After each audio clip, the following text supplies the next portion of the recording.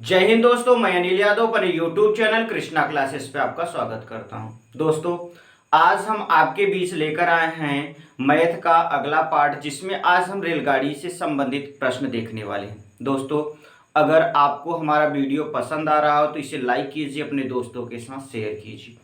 आज हम रेलगाड़ी में जितने भी प्रकार के क्वेश्चन बनते हैं, किस प्रकार से बनते हैं, क्या क्या होता है, इससे संबंधित जितने भी प्रॉब्लम आएंगे, जितने भी क्वेश्चन बनेंगे, बहुत सारे क्वेश्चन आज हम इस वीडियो में देखने वाले हैं। तो आप लोग वीडियो में बने रहिए। अगर आपको वीडियो पसंद आ रहा हो तो इसे लाइक कीजिए, अपने दोस्तों के साथ शेयर कीजिए।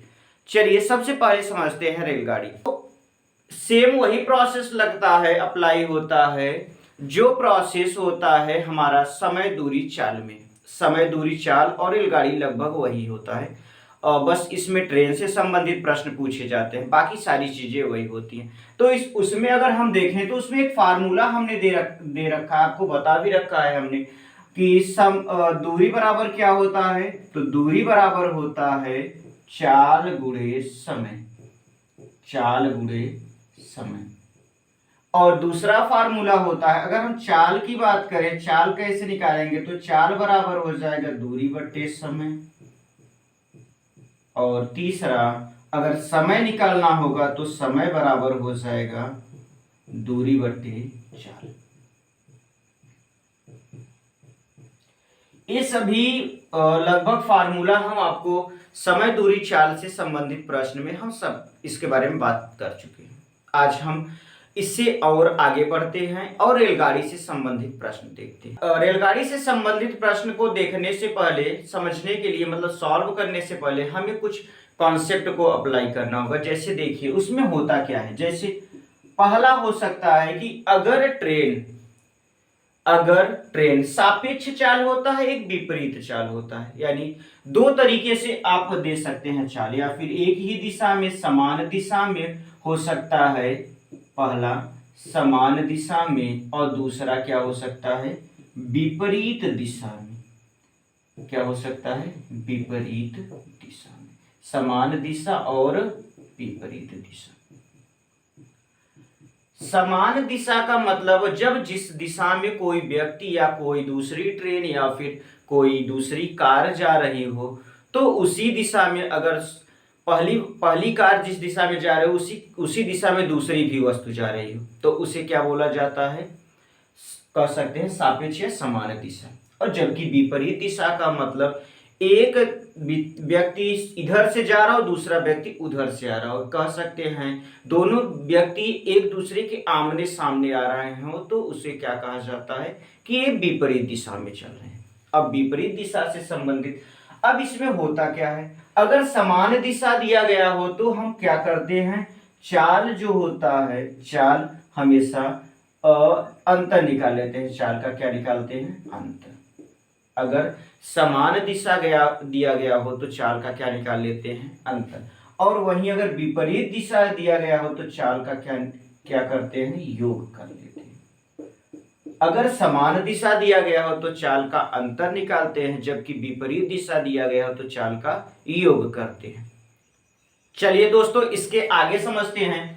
यदि कोई ट्रेन किसी खंभे को, किसी व्यक्ति को या किसी पेड़ को पार करती है, या कोई पोल हो, खंभा हो, करे, तो वह अपने लंबाई के बराबर दूरी तय करेगी। मतलब कि अगर देखा जाए तो ट्रेन की लंबाई तो कुछ होगी।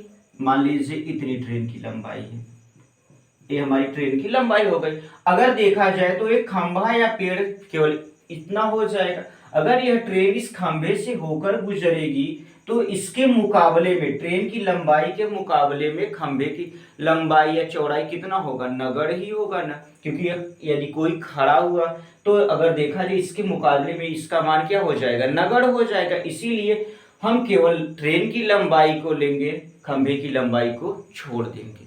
अगर यहीं पर यदि कोई ट्रेन किसी पुल, सुरंग, स्टेशन या किसी दूसरी ट्रेन को पार करे, तो वह अपनी लंबाई तथा उस वस्तु की लंबाई के बराबर दूरी तय करेगी। यानी कि अगर जब वह ट्रेन किसी दूसरी पुल, यानी अगर मान लीजिए यह पुल हो गया और ट्रेन भी यह हो गई, अगर हम इसके मुकाबले में देखें तो ट्रेन और पुल की लंबाई लगभग समान भी हो सकती है, थोड़ा बहुत कम भी हो सकती है।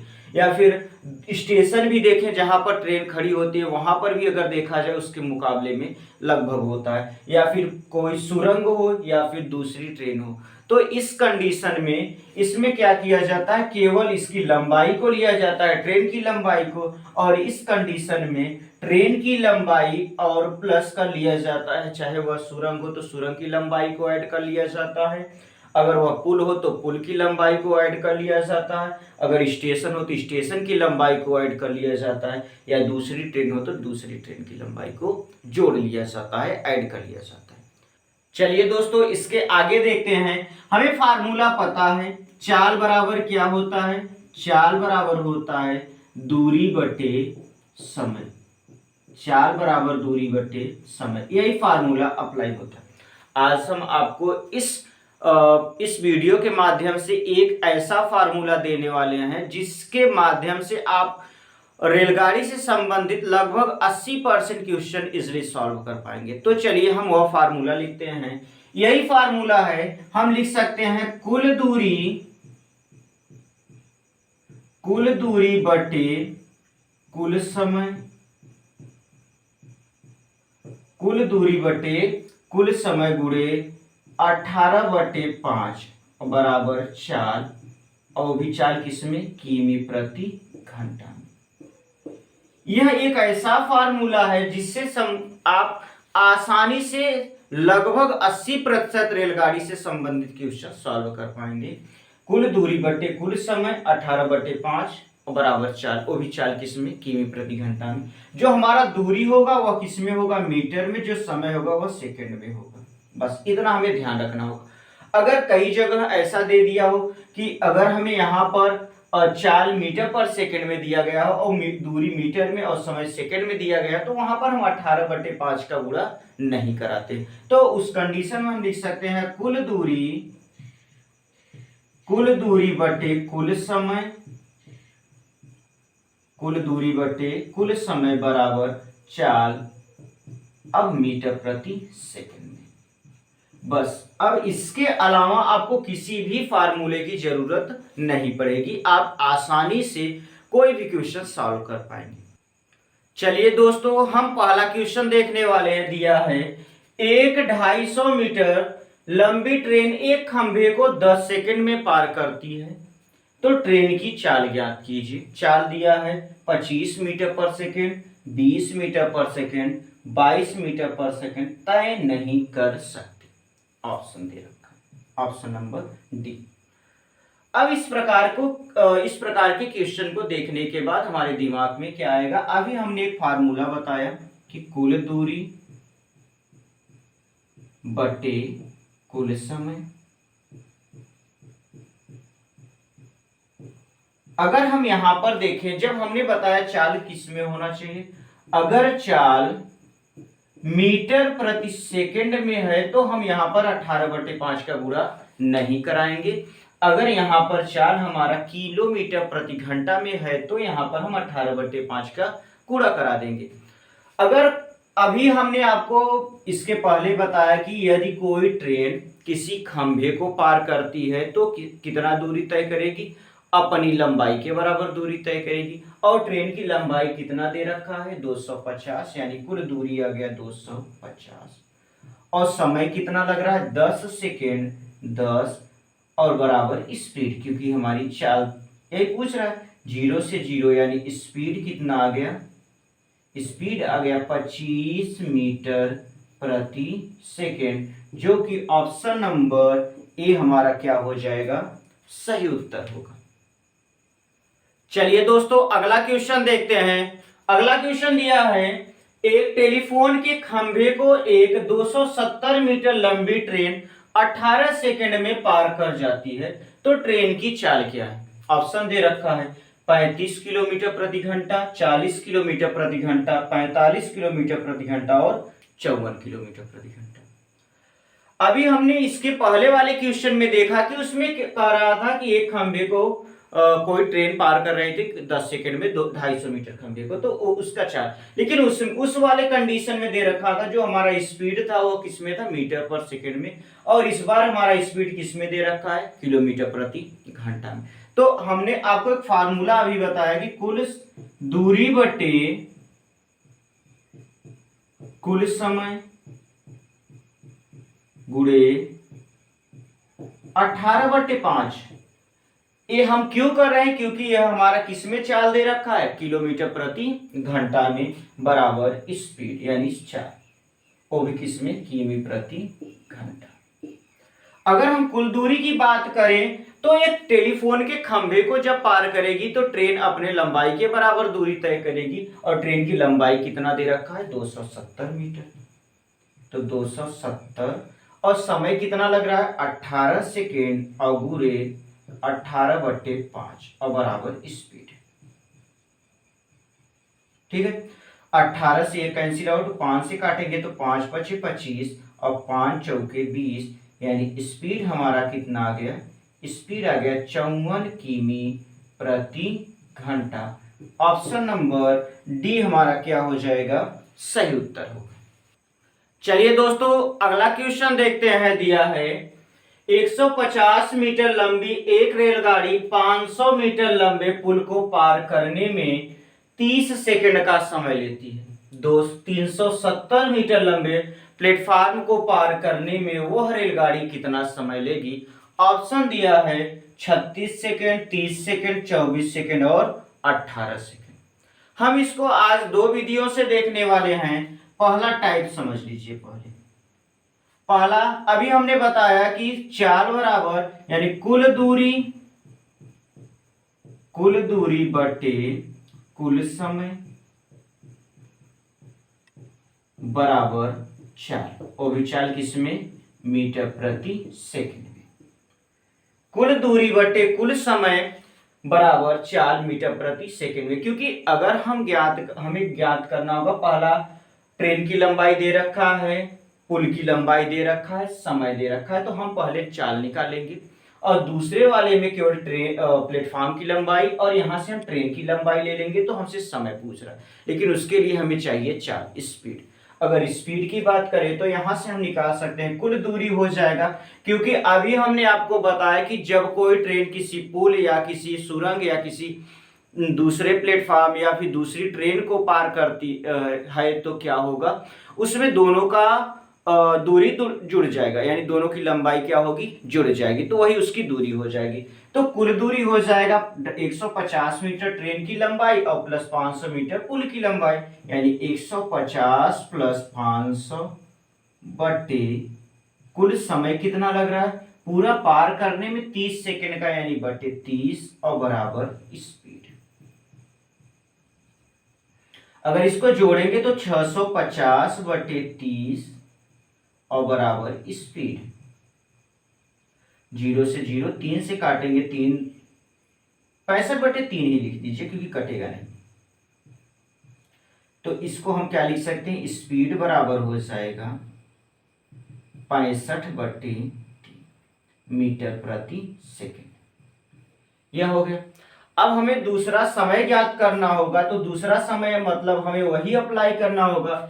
फिर से लिखेंगे ट्रेन की लंबाई कितना है, जब प्लेटफॉर्म को पार करेगी तो अपने लंबाई के बराबर भी दूरी तय करेगी, यानी 150 प्लस प्लेटफॉर्म की लंबाई कितना है 370, और समय नहीं पता तो t, और बराबर चाल, और चाल हमें कितना दे रखा है 65/3।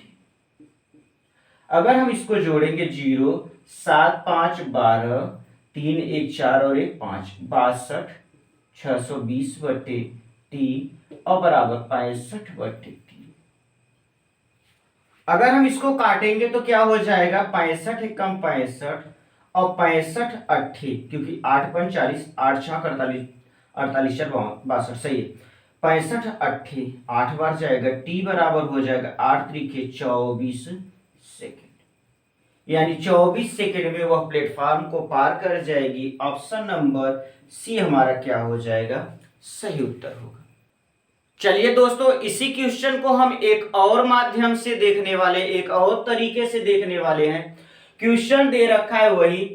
इसमें अगर हम यहां पर देखें कि जब वह ट्रेन किसी पुल को पार करेगी तो उसकी स्पीड वही होगी जब वह किसी प्लेटफॉर्म को पार करेगी, यानी उसकी स्पीड में कोई परिवर्तन नहीं होगा।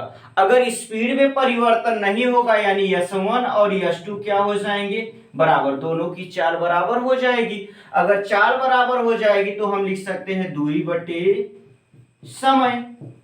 दूरी बटे समय यह भी हो जाएगा और दूरी बटे समय यह भी हो जाएगा, बस आंसर आ जाएगा। दूरी कितना दे रखा है, 150 मीटर प्लस 500 मीटर, यानी जो ट्रेन की लंबाई प्लस पुल की लंबाई पहले लिखेंगे तो 150 मीटर प्लस 500 मीटर बटे कितना समय लग रहा है, 30 सेकेंड, बराबर।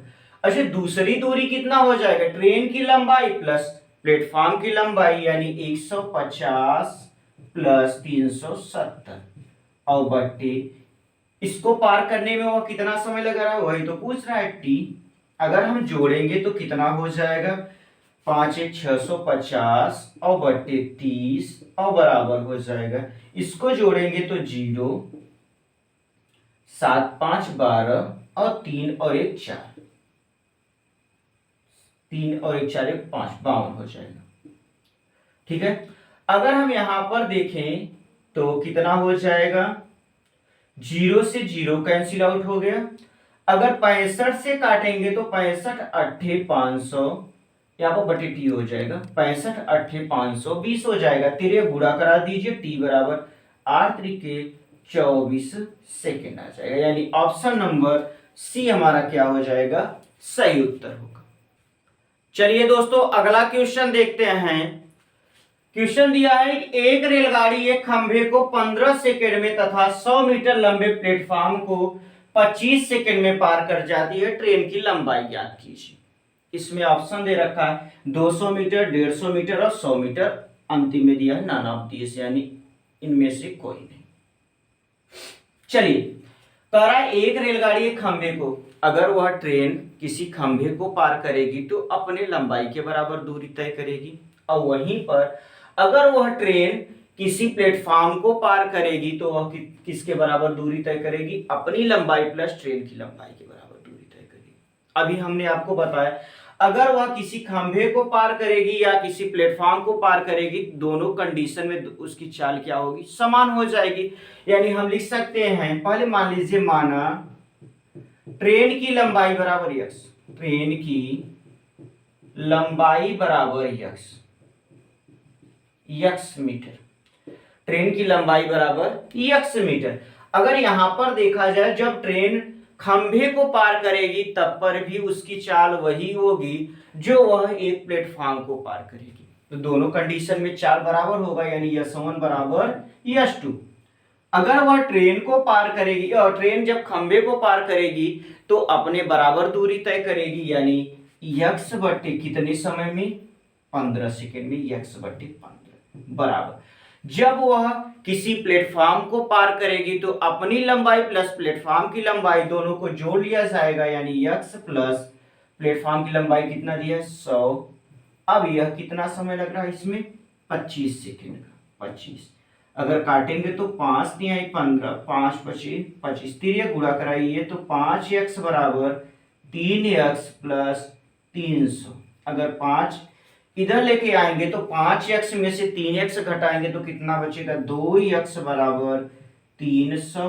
अगर 2 से काटेंगे तो x बराबर कितना आ जाएगा, 150 मीटर। यानी हम ट्रेन की लंबाई कितना माने, x, और x का मान कितना आ गया, 150, और वही हमसे पूछ रहा है ट्रेन की लंबाई, रेलगाड़ी की लंबाई कितना, 150। ऑप्शन नंबर बी हमारा क्या हो जाएगा, सही उत्तर होगा। चलिए दोस्तों अगला क्वेश्चन देखते हैं। क्वेश्चन दिया हुआ है 380 मीटर तथा 190 मीटर लंबी दो ट्रेन एक दूसरे की विपरीत दिशा में 20 किमी प्रति घंटा तथा 18 किमी प्रति घंटा की चाल से चलते हुए एक दूसरे को कितने समय में पार कर जाएंगी, पार कर पाएंगी। ऑप्शन दे रखा है 49 सेकेंड, 50 सेकेंड, 54 सेकेंड और 56 सेकेंड। अगर यहाँ पर देखा जाए तो दो ट्रेन दिए गए हैं, एक ट्रेन की लंबाई 380 मीटर और दूसरी की 190 मीटर है। ये एक दूसरे की विपरीत दिशा में, यानी एक ट्रेन इधर से आ रही है तो दूसरी ट्रेन इधर से आ रही है। जब हम अभी बताएं आपको कि अगर दो ट्रेन विपरीत दिशा में आ रही हो तो उनका चालों का क्या किया जाता है, योग कर लिया जाता है। तो जब यह ट्रेन एक दूसरे को पार करेंगी तो इसका मतलब कुल दूरी कितना हो जाएगा, कुल दूरी बटे कुल समय। अगर यहां पर हम देखें तो 4 किलोमीटर प्रति घंटा में दिया गया है, यानी यहां पर हम कितने का गुणा कराएंगे, 18/5 का बराबर 4, वो भी किसमें, किमी प्रति घंटा। कुल दूरी कितना दे रखा है, 380 दे रखा है प्लस 190 दे रखा है, और बटे समय कितना लग रहा है, समय नहीं पता यानी टी, समय मान लीजिए टी समय लग रहा है, गुणे 18/5 और बराबर। अगर चाल विपरीत दिशा में दिया गया है तो उसको क्या करते हैं, ऐड कर लेते हैं, जोड़ लेते हैं, तो 20 और प्लस 18 यही हो जाएगा। अगर जोड़ेंगे तो 0, 9 8 17, 3 1 4 1 5 57 बट्टे टी और गुणे 18/5 और बराबर कितना हो जाएगा, 38।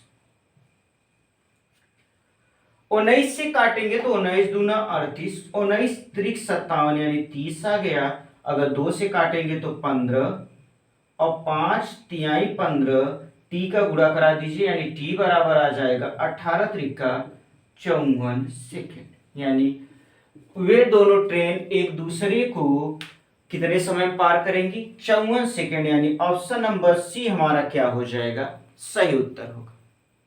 चलिए दोस्तों अगला क्वेश्चन देखते हैं। क्वेश्चन दिया हुआ है 110 मीटर एक रेलगाड़ी 58 किमी प्रति घंटा की रफ्तार से जा रही है। इसी दिशा में 4 किमी प्रति घंटा की गति से जा रहे एक व्यक्ति को रेलगाड़ी कितने समय में पार करेगी। ऑप्शन दे रखा है 6 सेकेंड, 7 से 1/3 सेकेंड, 7 से 1/2 सेकेंड और 3 से 1/7 सेकेंड। अगर हम यहां पर देखें तो कह रहा है कि ट्रेन की लंबाई जब एक ही दिशा में जा रही है तो उस एक व्यक्ति को पार कर रही है, और जब एक व्यक्ति को पार करेगी तो अपनी लंबाई के बराबर दूरी तय करेगी। और कह रहा है कि जिस दिशा में व्यक्ति जा रहा है उसी दिशा में ट्रेन जा रही है, यानी दोनों का दिशा क्या है, समान दे रखा है। तो अगर समान दिशा होगा तो उनकी चालों का क्या निकालते हैं, अंतर निकालते हैं। तो कुल दूरी कितना हो जाएगा 110 और समय मान लीजिए टी समय और गुणे, अच्छा चाल किसमें दे रखा, किलोमीटर प्रति घंटा, तो 18/5 का गुणा करा दीजिए और बराबर कितना 58। अगर एक ही दिशा में है तो माइनस कर दीजिए। अगर इसको लिखेंगे तो 110/t और गुणे 18/5 और बराबर इसका कितना हो जाएगा 54। अगर हम 54 को काटेंगे 18 कम 18, 18 त्रिका 54। अगर 5 से काटेंगे तो 5 दूनी 10 और 5 दूनी 10, यानी टी बराबर हो जाएगा 22/3 सेकेंड, या फिर 3 7 21, 7 सही 1/3 सेकेंड, 7 सही 1/3 सेकेंड। ऑप्शन नंबर बी हमारा क्या हो जाएगा, सही उत्तर होगा। ऑप्शन नंबर बी क्या होगा, सही उत्तर होगा। चलिए दोस्तों अगर आपको हमारा वीडियो पसंद आ रहा हो तो इसे लाइक कीजिए, अपने दोस्तों के साथ शेयर कीजिए और कमेंट करके बताइए कि आपको यह वीडियो कैसा लगा। अगर आप हमारे YouTube चैनल पर नए हैं तो चैनल को सब्सक्राइब कर लीजिए, बेल आइकन को प्रेस कर लीजिए। थैंक यू, धन्यवाद, जय हिंद।